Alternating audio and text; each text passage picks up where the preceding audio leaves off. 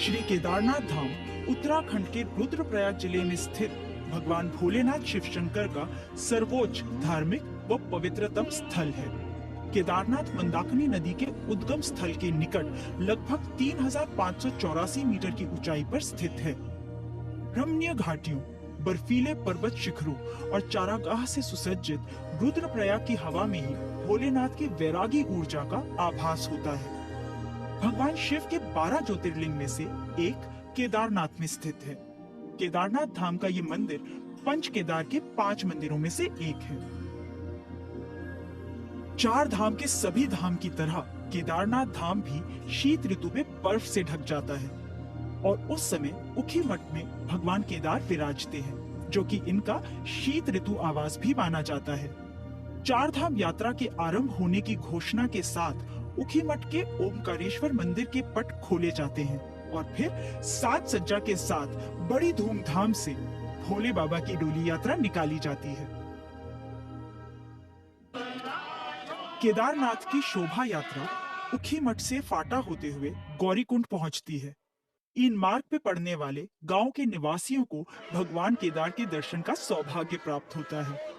जैसे जैसे ये डोली यात्रा आगे बढ़ती है, लोगों का समूह बढ़ चढ़कर इस यात्रा का हिस्सा बनता है। भारतीय सेना द्वारा किया जाने वाला संगीत का प्रदर्शन इस शोभा यात्रा का मुख्य आकर्षण है। भोलेनाथ जब अपने घर केदारनाथ पहुंचते हैं, तो वहां पे उनका स्वागत बड़े भक्ति भाव के साथ किया जाता है।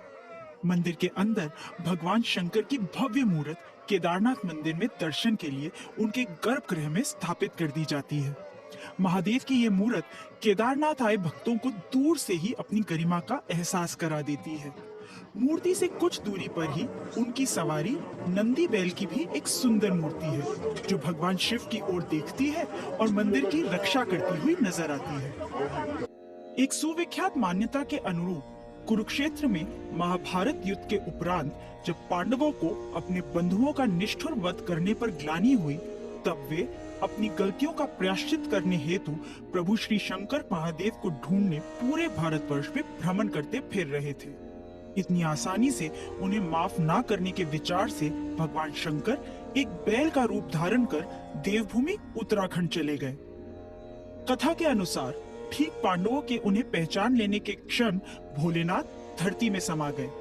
भीम ने उन्हें पकड़ने की विफल कोशिश भी की, पर उनके हाथ में सिर्फ उनका बैल रूपी कुबड़ ही आया।